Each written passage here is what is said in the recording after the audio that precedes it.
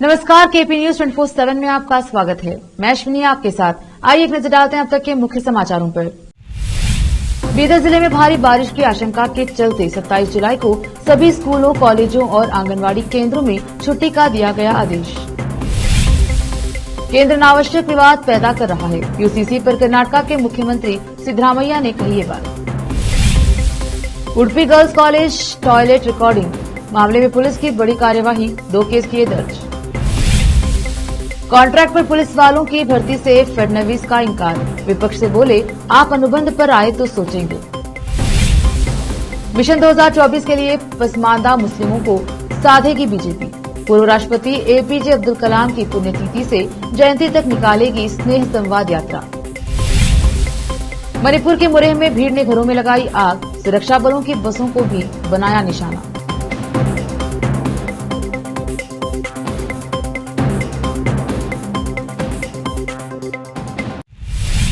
अब समाचार विस्तार से। जिला कलेक्टर एवं अध्यक्ष जिला आपदा प्रबंधन प्राधिकरण गोविंद रेड्डी ने जिला बीदर में भारी बारिश की आशंका जताते हुए लोगों को एहतियात करने की अपील की।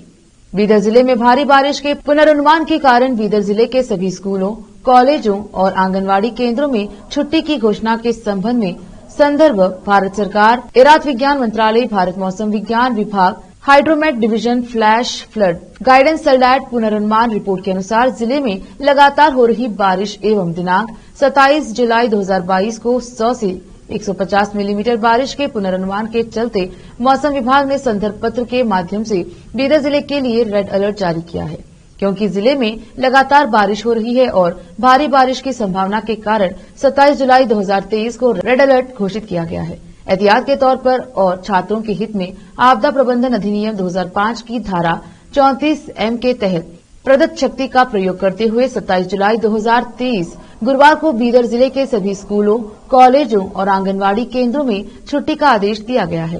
केपी न्यूज के लिए खुसरो अहमद की रिपोर्ट। कर्नाटक के मुख्यमंत्री सिद्धरामैया ने बुधवार को समान नागरिक संहिता यूसीसी के मुद्दे को अगले साल होने वाले लोकसभा चुनाव के मद्देनजर केंद्र द्वारा पैदा किया गया एक अनावश्यक विवाद करार दिया और अखिल भारतीय मुस्लिम व्यक्तित्व के प्रतिनिधियों को आश्वासन दिया कि राज्य सरकार अल्पसंख्यकों के अधिकारों की रक्षा के लिए कार्य करेगी। इस बारे में चिंता करने की कोई जरूरत नहीं है, मुख्यमंत्री ने कहा। मुख्यमंत्री के गृह कार्यालय कृष्णा में एक चर्चा के दौरान AIMPLB सदस्यों ने अधिकारों के लिए खतरे के बारे में चिंता व्यक्त की। भाजपा युवा मोर्चा के कार्यकर्ताओं ने स्कूली पाठ्यक्रम से सावरकर और हेडगेवार सहित हिंदू संगठन के नेताओं पर आधारित पाठों को बाहर करने को लेकर बुधवार को कर्नाटक के शिक्षा मंत्री मधु बंगारप्पा के खिलाफ विरोध प्रदर्शन किया। मंत्री जिले भर में सुपारी के बागानों को प्रभावित करने वाली पत्ती धब्बा बीमारी को नियंत्रित करने के लिए किए जाने वाले उपायों पर चर्चा करने के लिए जिला पंचायत के बैठक हॉल में थे। अचानक भाजपा युवा मोर्चा के कार्यकर्ताओं का एक समूह हॉल में घुस आया और काले झंडे दिखाकर मंत्री के खिलाफ नारे लगाए। उडुपी कॉलेज के टॉयलेट में लड़कियों की वीडियो रिकॉर्डिंग के मामले में कर्नाटक की उडुपी पुलिस ने बड़ी कार्यवाही करते हुए 2 मामले दर्ज किए हैं। पुलिस के मुताबिक एक मामला शौचालय में फिल्माए गए एक छात्रा के वीडियो को हटाने से संबंधित 3 छात्राओं और कॉलेज प्रशासन से जुड़ा है। दूसरा यूट्यूब चैनलों पर हिडन कैमरे का वीडियो अपलोड करने से जुड़ा है। अभी मामले की जांच की जा रही है।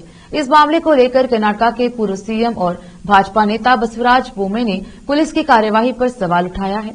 उन्होंने कहा है कि पुलिस कोई कार्यवाही नहीं कर रही है, वे दोषियों के बजाय लड़कियों के खिलाफ कार्यवाही करना चाहते थे। हंगामे के बाद उन्होंने एफआईआर दर्ज की है।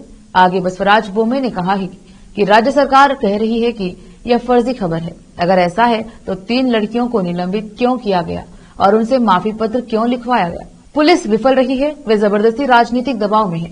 मैं उनसे बिना किसी राजनीतिक दबाव के काम करने का आग्रह करता हूं। हैदराबाद पुलिस को एक बड़ी कामयाबी मिली है। पुलिस ने चीनी ऑपरेटरों से जुड़े एक ऑनलाइन फ्रॉड करने वाले गिरोह का भांडाफोड़ किया है। पुलिस के मुताबिक गिरोह ने 1 साल में करीब 15,000 से ज्यादा भारतीयों को अपना शिकार बनाया है और 712 करोड़ रुपए का चूना लगाया है। पुलिस ने खुलासा करते हुए बताया कि पैसे दुबई के रास्ते चीन भेजे जाते थे और कुछ पैसे आतंकवादी समूह को दिए जाते थे। इतने बड़े गिरोह का पर्दाफाश उस समय हुआ जब हैदराबाद के एक शख्स ने अपने साथ हुए धोखाधड़ी की शिकायत दर्ज कराई। वक्त एक छोटे से ब्रेक का, जल्द लौटेंगे ब्रेक के बाद।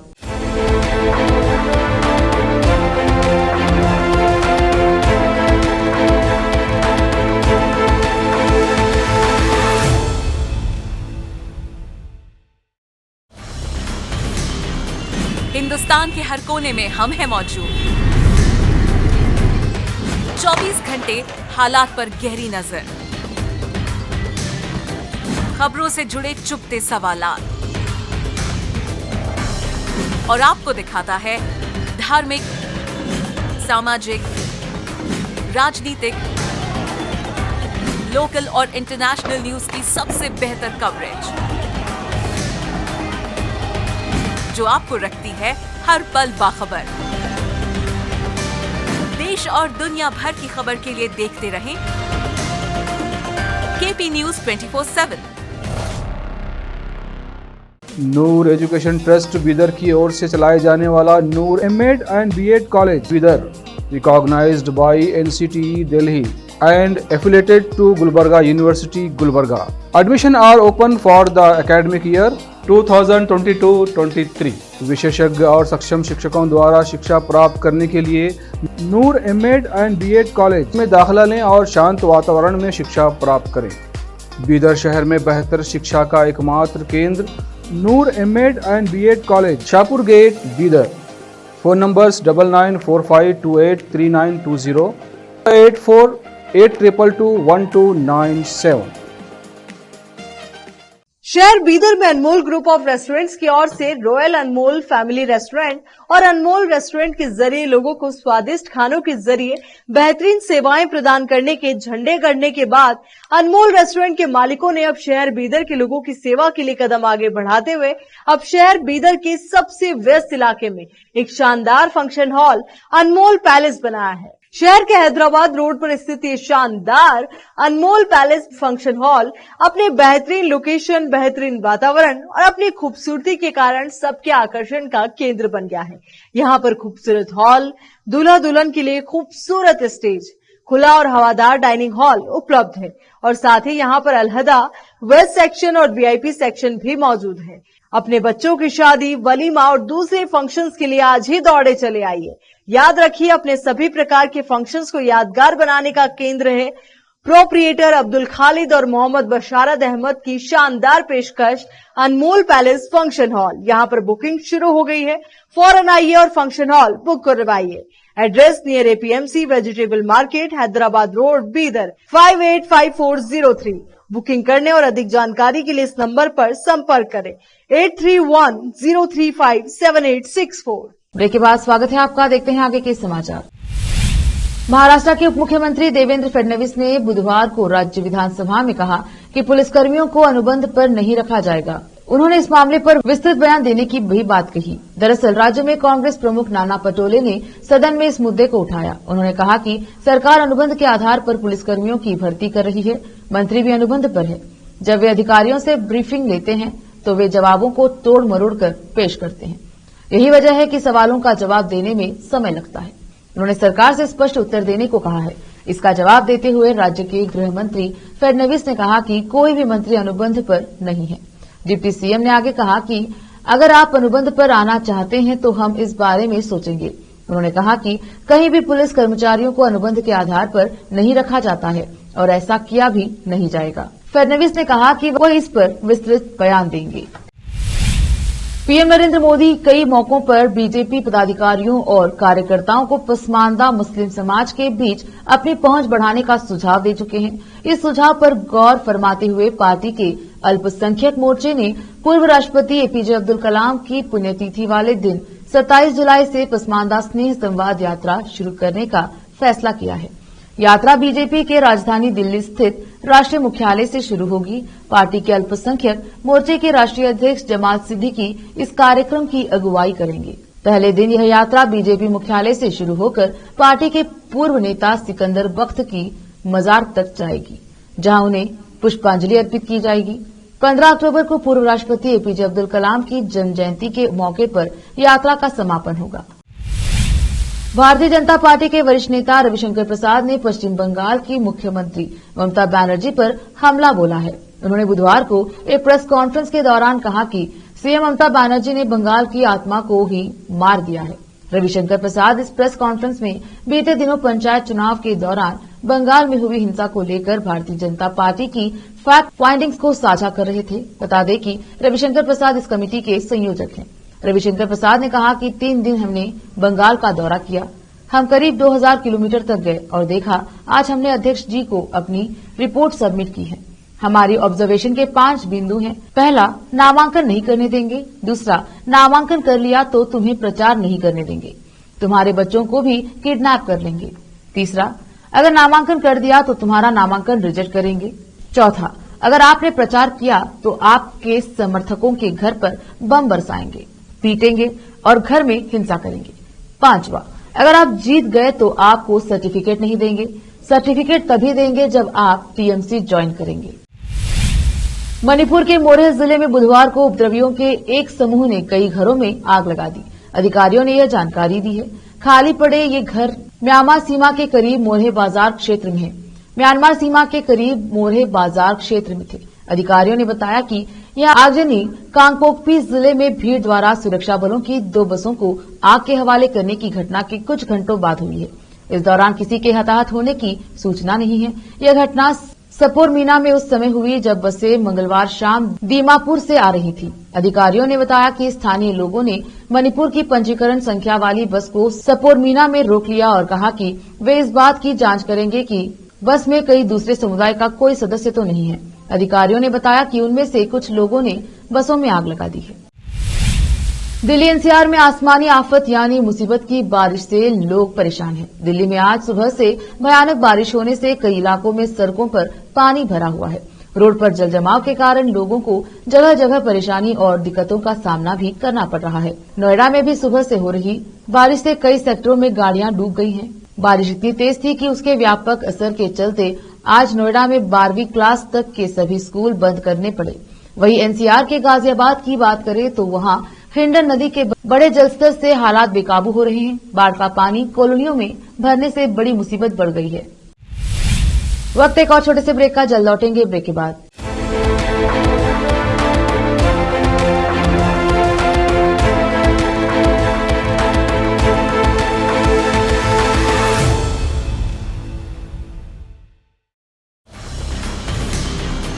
हिंदुस्तान के हर कोने में हम हैं मौजूद। 24 घंटे हालात पर गहरी नजर, खबरों से जुड़े चुपते सवालात और आपको दिखाता है धार्मिक, सामाजिक, राजनीतिक,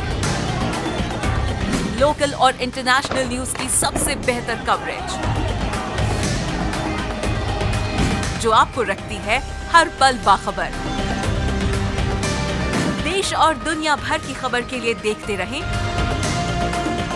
केपी न्यूज 24/7।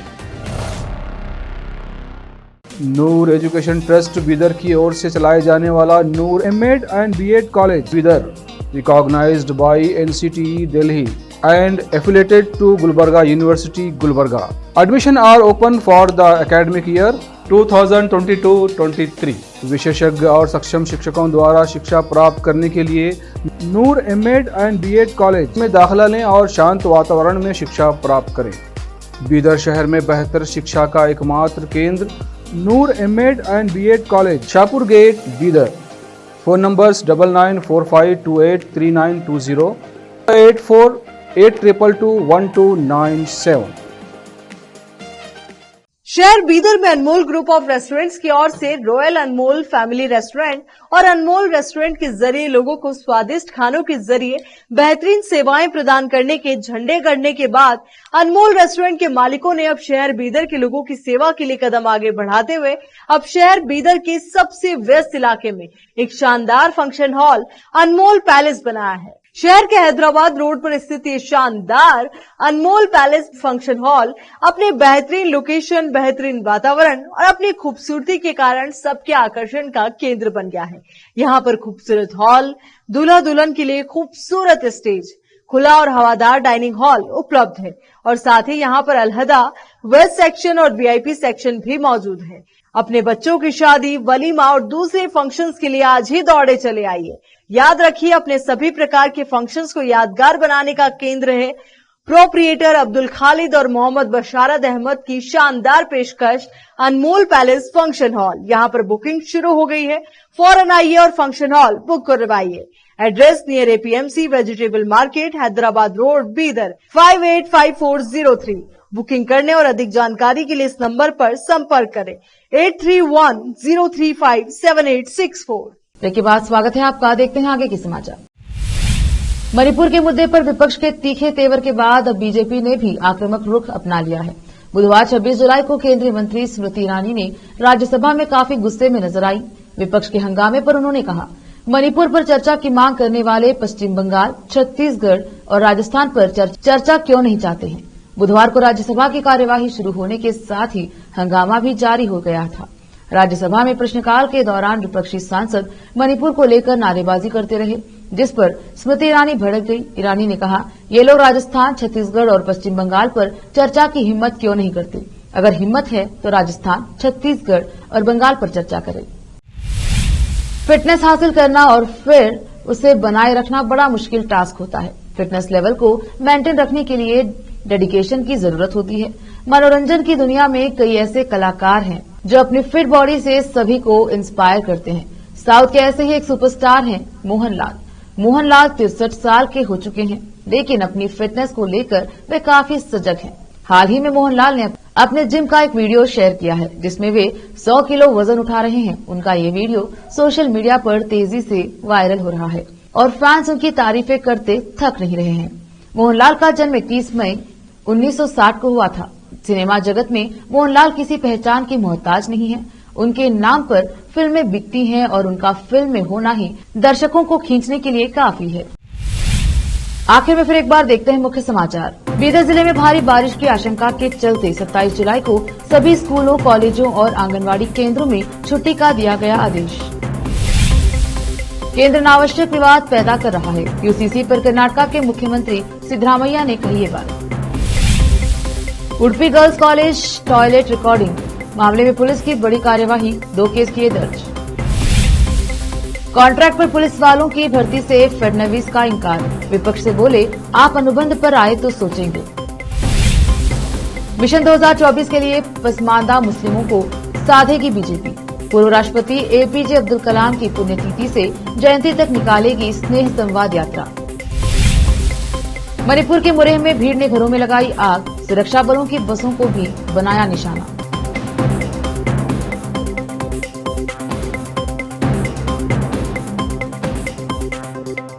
केपी न्यूज में अब तक के लिए इतना ही। देश प्रदेश के समाचारों के लिए देखते रहिए केपी न्यूज 24/7। धन्यवाद।